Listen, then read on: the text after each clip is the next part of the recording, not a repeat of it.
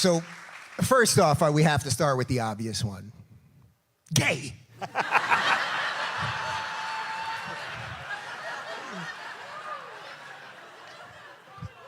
He didn't even flinch. Nothing.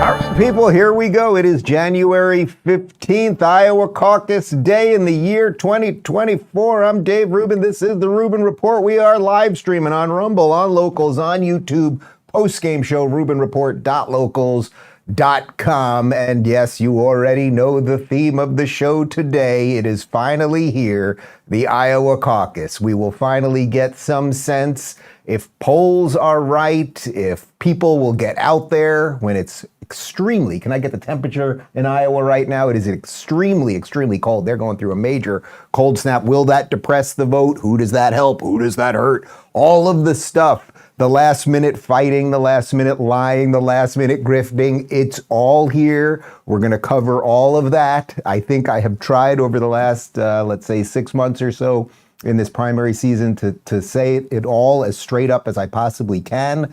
Obviously, I think DeSantis is the best choice for the Republicans and for the nation if we are going to get past any of the BS that we are constantly stuck in. But Trump, if we're to believe the polls, Trump is up by an awful lot. Seems like Vivek might have made some gains. So now Trump is going after Vivek. Where does Nikki fit into all of that? Is that right? Did I just read that right? It is -7 degrees right now in Iowa. Now, Iowans are strong people and they're used to getting out there in the cold. We will see, though. It might affect the voting a little bit. You know, if it's -7, and let's say you're 82 years old, you might not get out that day. Older people tend to vote. Who does that hurt? Who does that help? Anyway, the rubric, not the Rubin, the rubric for today's show is who is the most America first out of these people and who can actually beat Biden and the Democrats. Those are the two things, right? Are you America first, right? We need to fix the problems of this country, the economy, the border, foreign policy, everything, right? We've got to focus on America. Okay, that's number one. And number two, who can actually win? Who can beat the elderly man pretending to be president? Who can beat the machine? Who has a track record of doing all of those things? You may remember, we're going to show you a little clip of it at the end, Ronald Reagan's very famous speech, A Time for Choosing. Well, this is it. This is it. And I just want to say before we begin, one little special message to those of you who are watching in Iowa. I don't know how many of you are watching in Iowa right now. How incredible is it that you have a disproportionate chance to actually affect things right now? I think we checked the numbers on Thursday or Friday. It sounds like about 200,000 people vote are part of these caucuses, right? And it's like, you have a chance to really do something right. And because of the nature of the caucus, it's not just walking into a booth and pulling something and a little curtain opening up, right? It's not just checking off something or tapping something. You actually can talk to your friends, your family, the people in your community, the people you go to church with, et cetera, when you get into that gymnasium this afternoon into this evening, and you can convince people, you can help pull people who are wavering one way or another, and you can really fight for what you believe in. It is the most beautiful American thing possible. We should probably do more voting by caucus. And if you are in Iowa, I hope you will get out there and do your thing. So, okay, we're going to get into some of the drama because there was a whole bunch of drama this weekend, and then we're going to get into the nuts and bolts, a little time machine covering what some of these guys have been up to, and then, as I said, a little Ronald Reagan to take us out. The big thing over the weekend was that finally,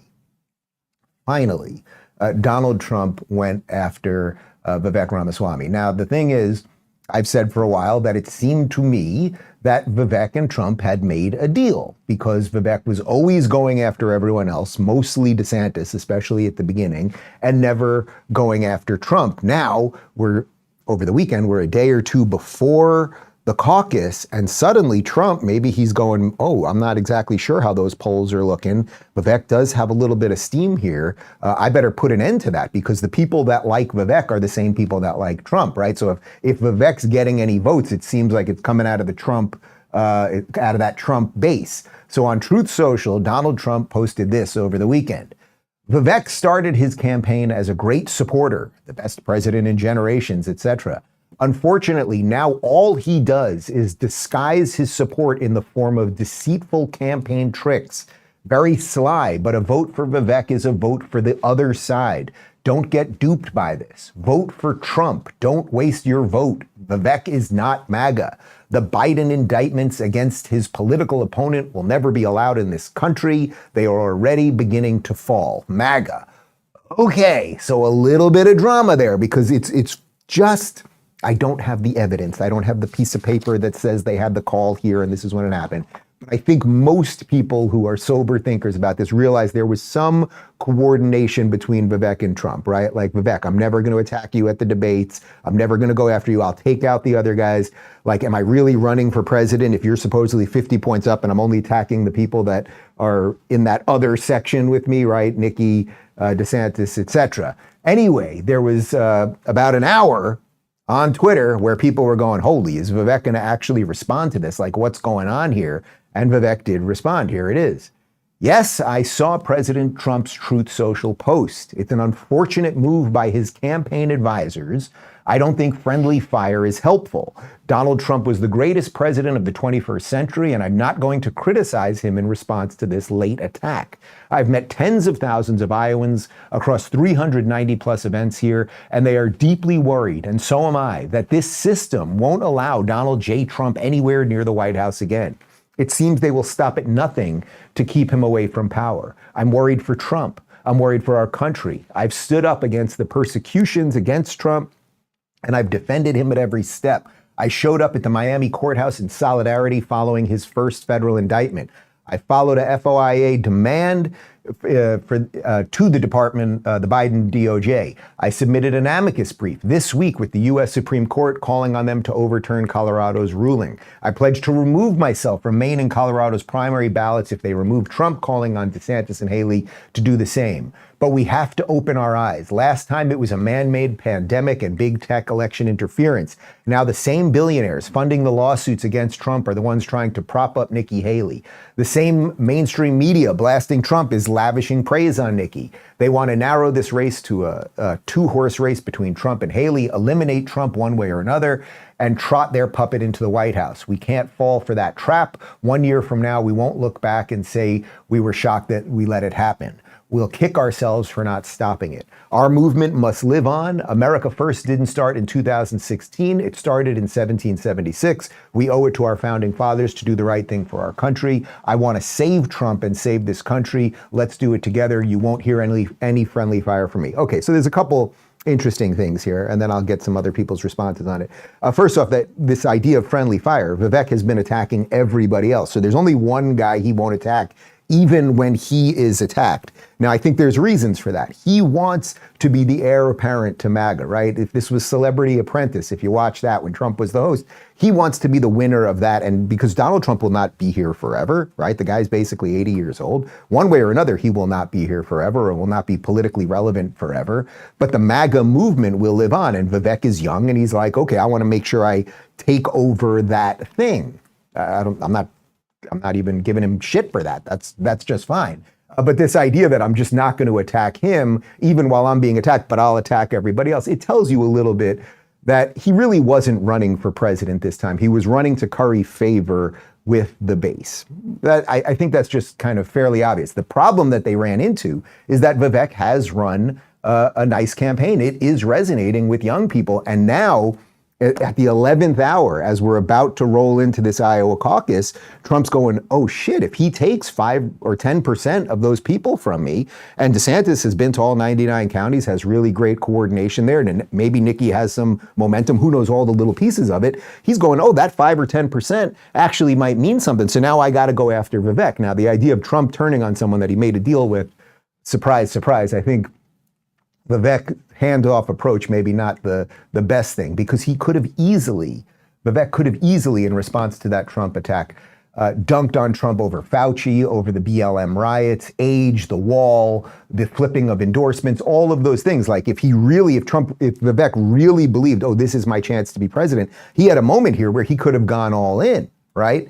Vivek is supposed to be the America First candidate, so you'd think that he would take the obvious choice when there's a little bit of movement. Anyway, Pedro Gonzalez, who's been on the show, journalist Pedro Gonzalez, he tweeted this. I thought it was kind of interesting. He said, Trump humiliated Vivek by reminding him that he entered this race as Trump's stalking horse.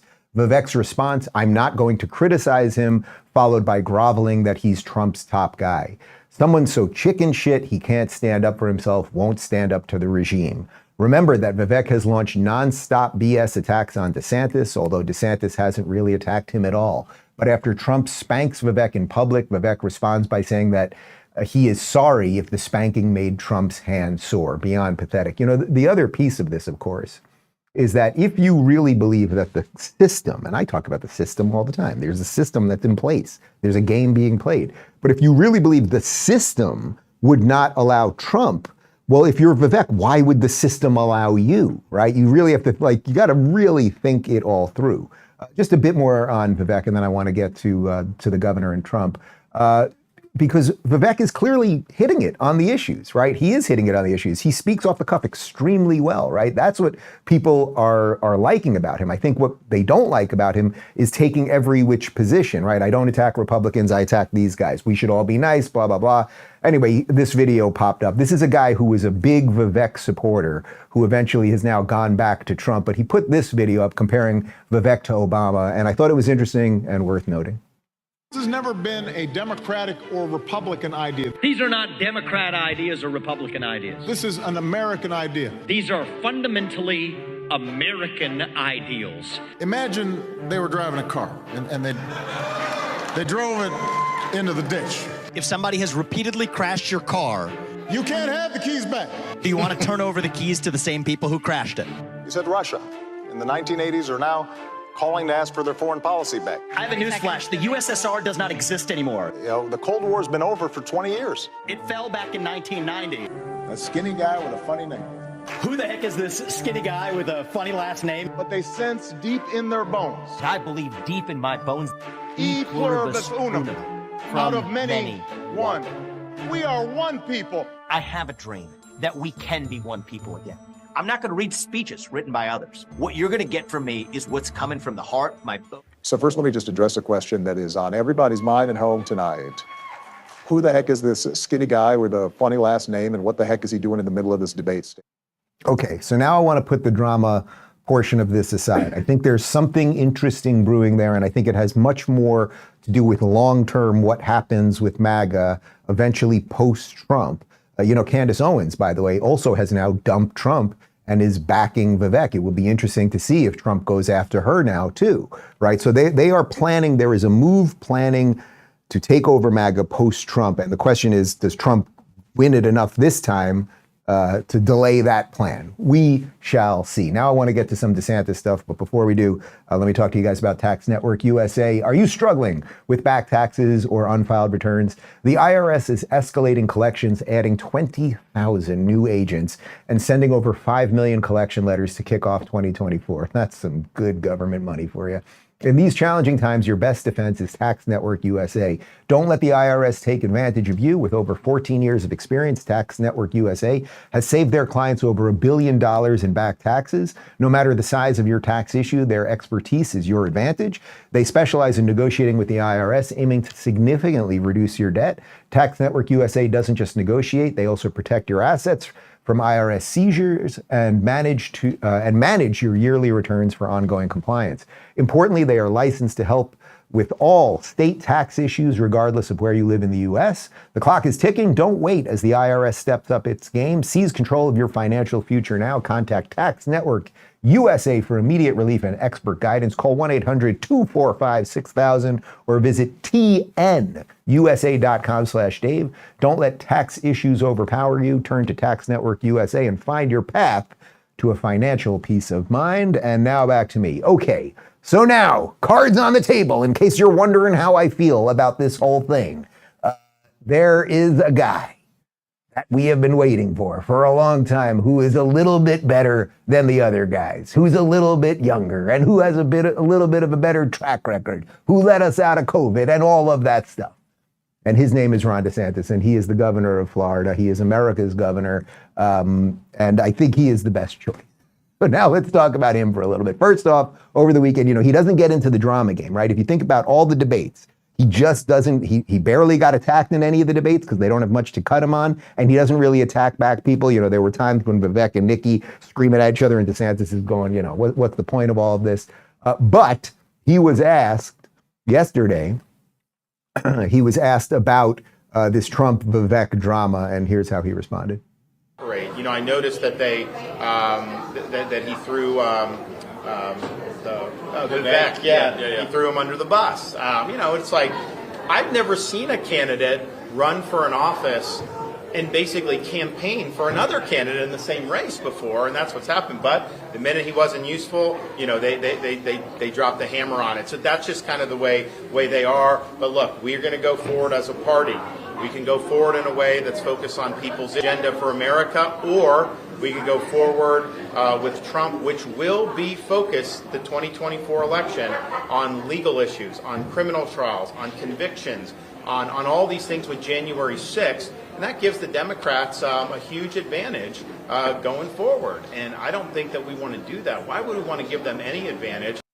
All right. The reason I wanted to show you that clip is, as I said, he doesn't really get involved into the drama. He quickly makes a comment there. And it's just true, right? Like, Trump saw Vivek as useful. You're going to be my guy at the debates that I'm not going to show up to, and you're going to attack everybody and say we should always be nice, and then also dump on everybody, and you're going to do all that. And then when push got to shove, as I said, when we got to the 11th hour, now Trump is going after Vivek. Okay, fine. But the real point of showing you that clip is what DeSantis said after, which is that there is a chance to not have all of this drama going forward, right? And clearly he's the candidate to do that. By the way, the two guys that he's standing in between there, Thomas Massie from Kentucky and Chip Roy from Texas, Massie is by far, not even close, the most libertarian, liberty-minded congressional member of Congress in the entire United States government. And Chip Roy from Texas has the #1 most conservative voting record. So those guys are putting their butts on the line. Nobody can question, although I guess some of the Trumpkins do,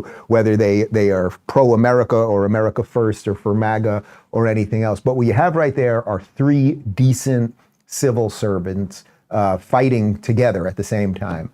DeSantis went on to talk a little bit about the media because, one criticism that DeSantis has gotten, and I don't know that I can blow it up exactly, is that he hasn't run a good campaign. It's not that he isn't competent. It's not that he doesn't do what he's going to say. It's that he doesn't run enough of a campaign to get enough clicks and views and whatever to get everybody excited. DeSantis addressed the sort of Trump kind of deal made in hell with the conservative news. Pointed out that criticism. Do you feel like that's connecting with voters, or do you feel like they're going to stand with him despite? Well, here's the thing. And this is not a complaint. This is just an observation. I take, when I look at how you run a campaign or this, I just look at the world as it is. There's going to be certain media against you, obviously certain that he's got basically a Praetorian guard of the conservative media, Fox News, the websites, all this stuff. They just don't hold them accountable because they're worried about losing viewers and they don't want to have the ratings go down. And that's just the reality. That's just the truth. And I'm not complaining about it. I'd rather that not be the case, but that's just, I think, an objective reality. So when you're saying that, who is amplifying the criticism, right? I mean, you could be running, hey, he said this about Fauci, and that could be running, and they could be having big debates in kind of the conservative media. That is not happening. People just act like he never said any of this stuff. When he says build a big, beautiful $1 billion plus new headquarters for the FBI in the center of the swamp, that's not draining the swamp, that's deepening the swamp. Are they having big debates on these conservative-leaning media about how that is not what he has campaigned on in the past? No, they're not. So that is kind of the reason why I think he's able to do what he's doing. Yeah, it's just true. It's just true. And I said to Phoenix when we just played that just now, it's like the line, I'm not complaining, it's just an observation. Even that he prefaces it with that, I'm not complaining about it. I'm out here doing everything I can do, but it is an observation that there is this guard around Trump, right? The online people, they know they get clicks from Trump. Trump might retweet you or retruth you. Trump might invite you to Mar-a-Lago. I've personally, me, Dave, have been very close to that thing. And it is nice when Donald Trump tweeted about my book. It was very nice. I've been to Mar-a-Lago. It's nice to go there. But that doesn't mean you deserve my allegiance forever. DeSantis is right that there is a machine in place. It's why MSNBC, and even though he's talking about the conservative news, why does MSNBC talk about Trump all day long? It's not because they really think he's Hitler, but if you create this idea that he is Hitler and a fascist and blah, blah, blah, then you can keep people watching all day long because they think that they are the ones standing up against Hitler. And what DeSantis has done has been like, hey, I'm a decent guy. I picked the right fights. My wife's kind of hot and we have 3 kids and we're cool and there's no drama here. And that isn't as good for clicks. So even the people, putting Fox aside for a second, even the people in my space, and I don't need to throw any specific person under the bus, but I get what the selective pressures are. Right? I know that I have a certain amount of my audience pissed at me because I didn't just go all in on Trump, right? But I know also that I have to live with myself and do what I think is right and true, and that has brought us a whole new audience, right? Our audience is bigger than ever because I think you guys know what truth is, you know what honesty is, and even if it doesn't work out the way I wanted to, I didn't twist myself into pretzels and debase myself during this whole process. I do want to mention one other thing, which I don't think I've said publicly. I think I said it on a post-game show once, but it's just worth saying on this one day. I'll say it one time and that's it. But 6 months ago, I had, and he knows who he is, I had one of the, let's say, 4 or 5 biggest Trump MAGA influencer media people in my house for coffee in the afternoon about 1 p.m., sitting in our swivel chairs in the kitchen, telling me that he was all in on DeSantis and Trump was too old and crazy and it was all about revenge and everything else. And then, a couple weeks passed, the tea leaves changed a little bit, and now he's all about Trump again because it is about clicks and attention and making money. There's just a truth to that. But again, I want to say, I'm only saying that for the same reason that DeSantis is saying it. It's not complaining, it's an observation that you have to be able to observe these things honestly without the fog of nonsense in front of you. So, okay, that's that. Let's move to the next thing. Phoenix, roll with me for a second here. Wait, are we doing the rats? We're not doing the rats. Oh, we're skipping something here. I want to jump to a tweet that I had that was viral. Sorry, we got a little crossed up on the prompter there. That I think sums it up quite nicely, if I dare quote myself. Imagine if there was a presidential candidate who was in the prime of his life, had won every election he'd been in, the last one in record-breaking fashion, and had an endless track record of accomplishing everything he set out to do, had led the country out of COVID mania, had served in the military, was no nonsense and no drama, and was a fine family man. Just imagine. That one really caught fire, and I think it is the simple version of all of this. I also want to go back to about 6 months ago when I had the governor on the show, and I asked him what I think was the most important question, which is, how do you take the MAGA people, the America First people, the people that absolutely love Trump, and show them that maybe you are the best guy? Your message to the ride or die Trump people, like that, the hardcore MAGA base that before all of this, they loved you, but they're just going with Trump. But you know that you have to get some of those people to win this thing. Well, nobody in the United States, in the Republican Party, has delivered more on America First policies and principles than me. If you look at immigration, illegal immigration, we've banned sanctuary cities. We've cracked down on human smuggling. We even sent illegal aliens to beautiful Martha's Vineyard. And so we've put our money where our mouth is. You talk about things like China. We've banned the purchase of land by the CCP and its affiliates in our state. We got rid of things like Confucius Institutes, and we cracked down on their influence of universities. You look at what we've done for expand Second Amendment rights with constitutional carry. Look at what we've done to fight against the woke agenda, whether it's fighting Disney involving education or fighting this ESG movement, which is really bad for our economy and for American families, the way they're going after domestic energy production. You want to talk about draining the swamp?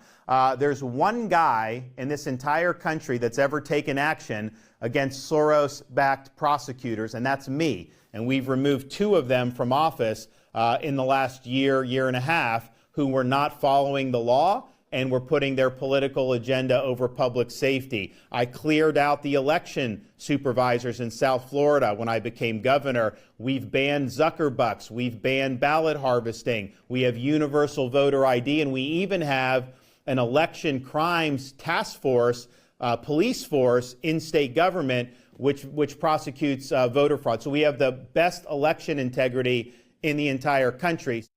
All right. So you get it. You've probably seen that clip before. I think it's a compelling case. The people of Iowa will make that decision for themselves. A little bit more here on DeSantis going after Trump in terms of how much energy Trump has just sort of sucked up in the universe and sort of how he operates, let's say, with ego first instead of America first. You can be the most worthless Republican in America, but if you kiss the ring, he'll say you're wonderful. You can be the strongest, most dynamic, successful Republican and conservative in America, but if you don't kiss that ring, then he'll try to trash you. You know what? You deserve a nominee that's going to put you first, not himself first. He's just telling the truth, and you just have to decide. We all just have to decide. Do you want someone to tell you the truth and put something above themselves, or do you not? Now, here's a compilation that basically perfectly illustrates that. If you share one video that we put up today, I think this should be the one. Understands that the job of Attorney General is to serve and protect the people of the United States, and that is exactly what he will do, and do better than anybody else can. Jeff Sessions was a disaster as Attorney General. Should have never been Attorney General. He's not qualified. He's not mentally qualified to be Attorney General. We hope Bill Barr is going to be as good as we think, because Bill is he's a great gentleman, a great man. And by the way, when Bill Barr, who's, a coward, Bill Barr was a coward. Bill Barr didn't do what he was supposed to do. I fired him, and he has great hatred. In his new role as chairman of the Joint Chiefs of Staff, General Milley will serve as my top military advisor. I have absolute confidence that he will fulfill his duty with the same brilliance and fortitude he has shown throughout his long and very distinguished career. Milley, frankly, was incompetent. The last one I'd want to attack with as my leader would be Milley. John Kelly will do a fantastic job. General Kelly has been a star, done an incredible job thus far, respected by everybody, a great, great American. I know John Kelly. He was with me, didn't do a good job, had no temperament, and ultimately he was petered out. He was exhausted. This man was totally exhausted. He wasn't even able to function. I am confident that Jay has the wisdom and leadership to guide our economy through any challenges that our great economy may face. And, I had my own situation with Powell, and I beat the hell out of him. I was not a big fan of Powell. He was recommended by some people. I didn't like him. All right, guys, that's about half of that video. Now, I don't have Trump derangement syndrome. I voted for Trump derangement. I voted for Trump. All right, I'm just saying, maybe there is a better choice. And you could say, well, he learned. He didn't know what the swamp was going to do. But it's always about either caving to these people, or is it possible that he's such a genius and everyone else around him is always an idiot? Do you really think that that's possible? Here's one more from DeSantis talking about how most Republicans are weak and end up giving everything to Democrats, which that's what we just illustrated.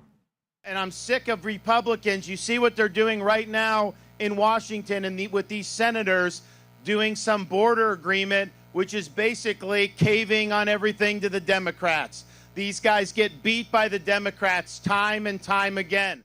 Yeah, and not only does DeSantis not get beat by Democrats, has never lost an election, but he's completely obliterated the Democrat Party in Florida. It basically does not exist. The point is that he does things differently. The track record is there. I know you know it, but now I want to illustrate it as it relates to the border deal that is in the Senate right now. This is the Schumer-Lankford border deal. So this is the border deal that the Republicans are signing on, or potentially signing on.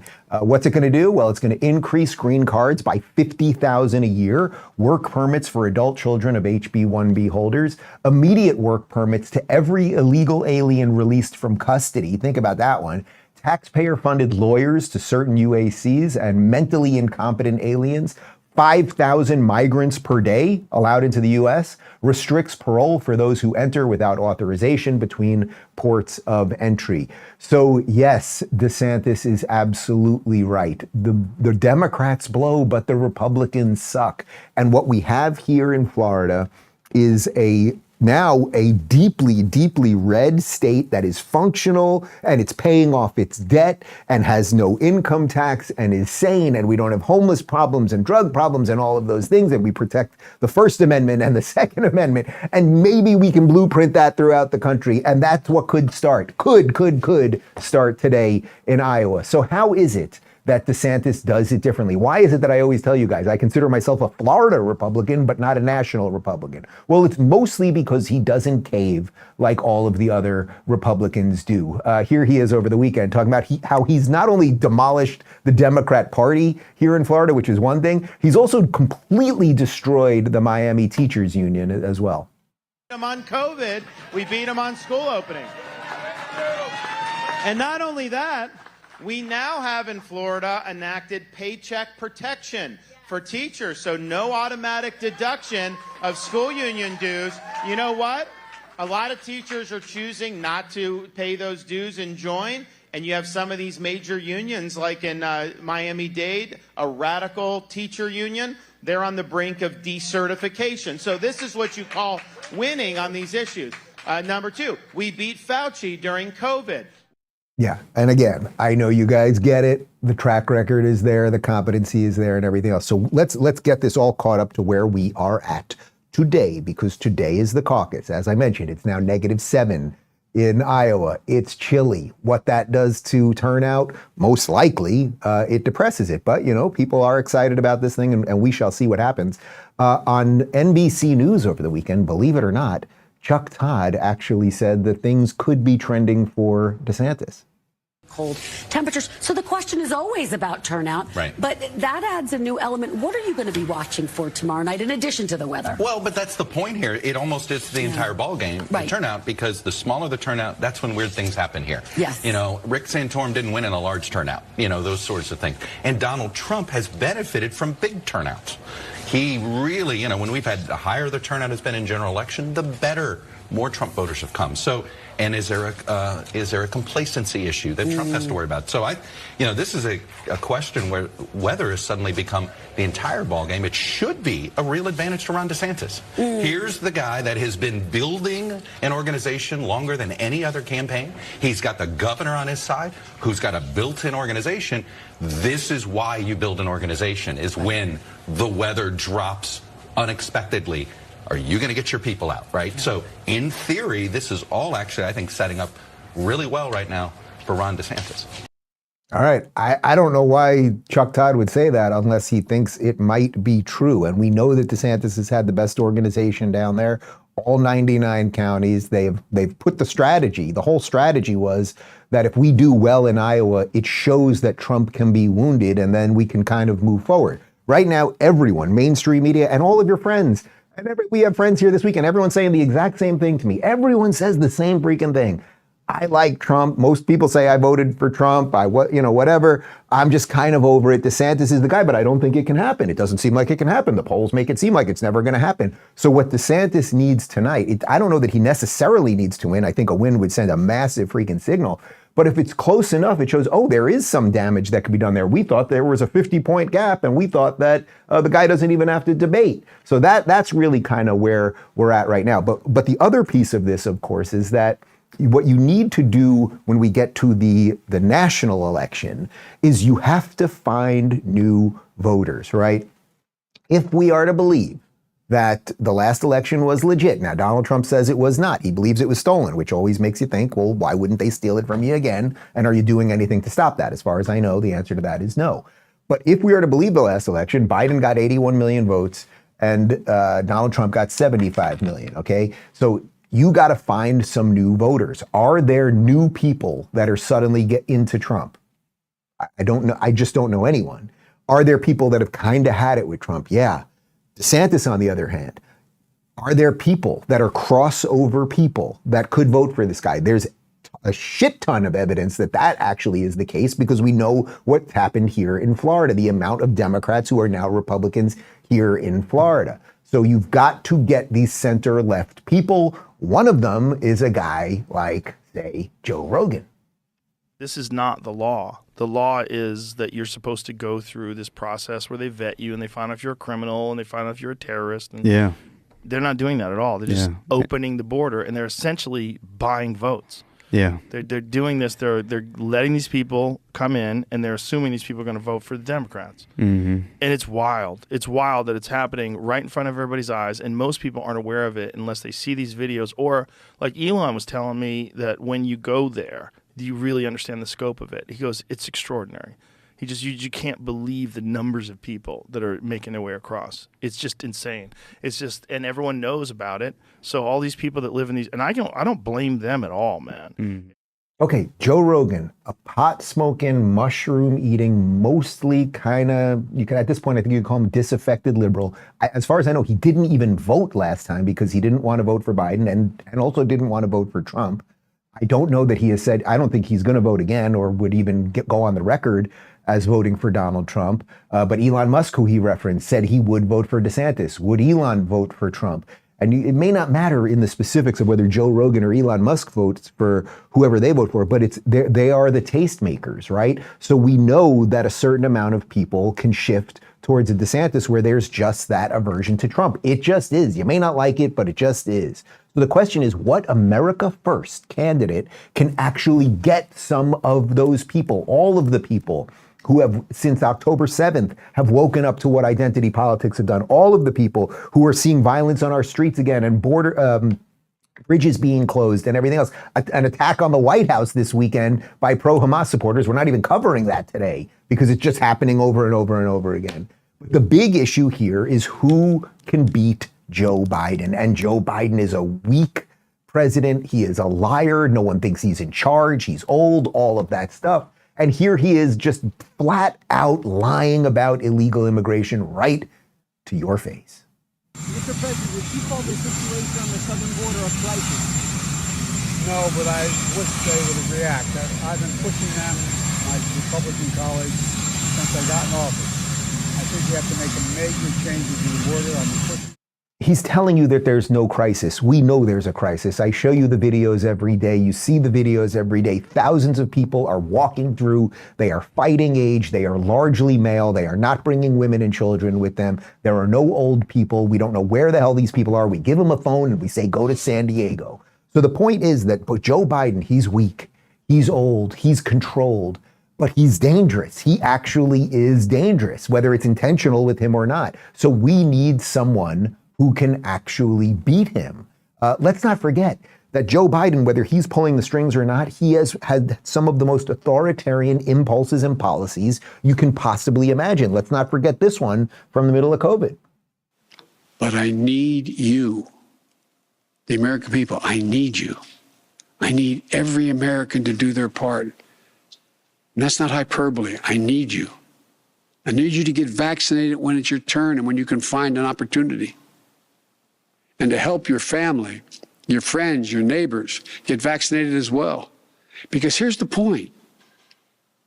If we do all this, if we do our part, if we do this together, by July the 4th, there's a good chance you, your families and friends will be able to get together in your backyard or in your neighborhood and have a cookout or a barbecue and celebrate Independence Day. That doesn't mean large events with lots of people together, but it does mean small groups will be able to get together. I wish you could have heard some of the things we were saying about him while that video was playing. I mean, the worst authority, you will maybe be able to get together in your backyard with your family to celebrate Independence Day. It's worth noting those old videos because those are the impulses that Joe Biden, whether it's Joe Biden or whoever's pulling the strings, that he has and that he undoubtedly would unleash on us in a second administration, in a second term, right? Like there's just no doubt about that, whether he even survives it. He could fall up the stairs today and then we have a whole different situation on our hands. But of course, the vaccines didn't work and everything else, and that he even connected it to Independence Day, when Independence Day should be about fighting authoritarian people like him and everything else. But of course, the other part of this is that something is wrong with the man's brain. It is sad, but it is true. He is the pilot of the plane, and I would prefer if my pilot was competent and cogent. This man is not. Any comment on the political change in Poland as the new pro-European Union government is taking over? I think that's very good. Oh, I think that, like, he just doesn't know what's going on. The fact that they put him, okay, fine, you get it. We don't have to belabor the point on Biden today. But what, of course, will the machine do? There is a match made in hell with the machine and Trump, right? As I said earlier, they tell you he's Hitler, and they know he drives the most clicks and the most views. So they tell you he's Hitler, they tell you he's evil, and then they want you to think about him all day long. The thing that the machine, if you want to talk about the machine or the system, the thing that the machine or the system would fear the most is a competent Republican who was no drama, who went out there and put forth sensible conservative policies that actually made sense. That's what the machine would fear, because they wouldn't know what to do with it. Wait, they'd be like, oh, uh-oh, the border's starting to be taken care of. Uh-oh, the economy's starting to work. Uh-oh, there's no drama here. Uh-oh, he's younger and speaks in full sentences. Uh-oh, it's not about him all the time. They would not know what to do with that. That would not be good for CNN. It would not be good for MSNBC and everything else. So Trump is sort of in it. It's just true if you can clear some of the fog here. So anyway, what does the mainstream media do? It keeps you focused on how evil Trump is, because that's the thing that they think can drive in a Joe Biden the most easily, right? They don't want to have to deal with a candidate on the Republican side who can cross over, who doesn't just give them the red meat that they want. Here is Nancy Pelosi on Trump, and you'll be shocked when you hear her comments. This is a neck-and-neck race, and no one feels very comfortable on the Democratic side of things that Donald Trump isn't going to be the next president.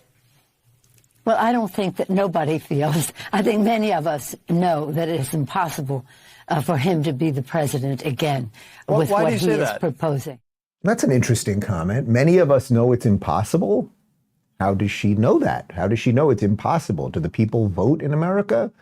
Or does that feel like a little bit of predictive programming, right? Like they are going to stop this guy no matter what. But the overriding point, the meta point, is they must keep you terrified. Now, I have no doubt, ultimately, that even if DeSantis would become president, would they use some of the same tactics on him? Yes, of course, they have, right? We've shown you many compilations over the last year of where they're basically calling DeSantis Trump they're calling him Hitler with a calculator, right? He's like Trump, but he's competent. It's even worse. So I have no doubt that they would do that too. The problem is that Trump is just constantly giving them the red meat. I want to show you a video that we showed you last week. Michelle Obama trying to ramp up the fear with the people, because without the fear, they basically got nothing. It's not their policies that work. It's not any of their outlook or philosophy or anything else. It's fear.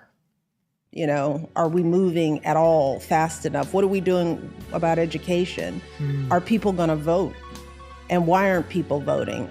Are we too stuck to our phones? I mean, those are the things that keep me up, because you don't have control over them.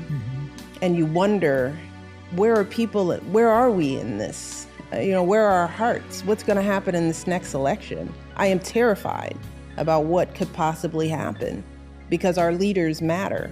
Who we select, who speaks for us, who holds that bully pulpit. It affects us in ways that sometimes I think people take for granted. You know, the fact that people think that government, you know, does it really even do anything? And I'm like, oh my God, does government do everything for us? And we cannot take this democracy for granted. God. On one hand, she's telling you government does everything, and then she's telling you we can't take it for granted. It's so crazy. No, government is the problem, not the solution. The less government, the better. The smaller the government is means that you, the people, that we, the people, are doing more for ourselves. When the government comes knocking on your door one day, it's most likely for a bad reason. I'm not an anarchist. I don't believe in no government, right? But it should be slim and it should be trim. But she needs you to think that Hitler's on the way, and the only thing that can protect you is her government. That is deeply, deeply dangerous. So they're predictive programming us with this stuff. They're telling you he's evil, he's Hitler, because he is the easiest guy. Trump is the easiest guy to kneecap. They know that a certain amount of people hate him. They know that a certain amount of people have Trump derangement syndrome, rightly or wrongly. And again, I'm not one of those people, but I can see the game for what the game is. They did it once with Trump, and they will do it again. And I don't think he has campaigned in a way that has made it compelling to anyone who sees anything that I've talked about here and said, okay, come to my side now. And I've leveled up, I've gotten better. He hasn't, right? Like, where in this campaign did he try to get new voters? Where did he try to assure people that actually, like, imagine if he had just done this entire time with all his popularity. Imagine if he had not gone scorched earth on DeSantis and lied about Florida and lied about COVID and all of that stuff. Imagine if he had been like, yeah, you know, my whole family moved down to Florida and he is a pretty great governor and we all know that. I just think that I deserve a second chance because I'm the leader of America first. And because I'm a billionaire, I have less chance of being influenced and blah, blah, blah. Let's see what happens with DeSantis. We would not be in this thing. We would not be in this crazy thing. That is absolutely true. But instead, Trump has just become red meat endlessly for the machine, which calls him a dictator and then also tells you that you must watch them as they scare the shit out of you. And he's made it absolutely plain. He'll be dictator on day one, and that's the way he wants it. Be clear, running against Donald Trump, who I suspect will be the Republican candidate, is one of the most dangerous political figures in modern American history. So no, this is real. It's not your team. This is not the NFL playoffs and you wear a jersey of one team, whatever. Donald Trump is a threat to the democracy, and there's too many people that are following that. Donald is a very vindictive human being. Just take a look at some of the statements that he made. If you punch him, he wants to hit you back 10 times harder. That's who he is. Now, of course, he won't do it himself. He will just have SEAL Team 6 do it. All right, guys. That was his former lawyer. Look, I think that out of all of the people that you might watch during during any primary season or that you watch to get any kind of sense out of the news, I think I have tried to consistently do this as honestly as possible. I got one more video for you, but the Iowa caucus is tonight. We could really right the ship starting today. It is possible. Is it going to happen? I don't know. Is the thing that I believe in, that I've been fighting for, does it seem to really be outside of what most people are going to say is going to happen tonight? Yes, absolutely. Do I believe that it is worth fighting for the right thing regardless? Yeah, I do. And I think you do too. So the choice is yours. Like, that's where we're at. That's where we're at. You may be all MAGA all the time, and you might watch the video of him telling you Miley is great and Miley is horrible, but he learned this, like all of that stuff. But if you care about America first, if you want to fix the border and the economy and all of those things, like, we got a chance to do it. It's a better chance, and I think most people know it in their hearts. And that is why I'm a bit bullish on tonight for DeSantis, because I think when people get into those gymnasiums and into those churches and into those community centers and they get to talk to their neighbors, I think people are going to go, you know what? Let's try it this way. I might be wrong. I don't know. We'll see what happens tomorrow morning, I suppose. Well, we'll see what happens tonight, and we'll see how I'm behaving tomorrow morning.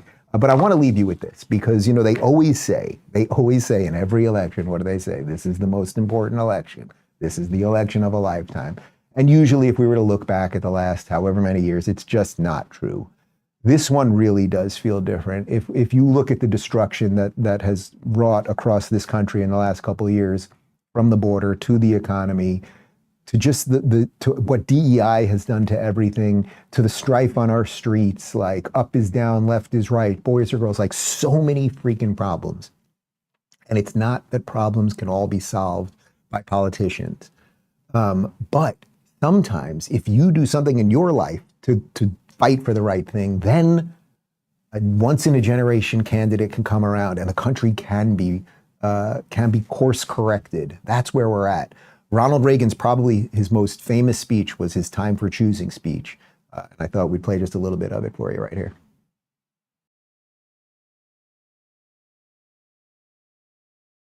Ladies and gentlemen, we take pride in presenting a thoughtful address by Ronald Reagan. Mr. Reagan. Thank you. Thank you very much.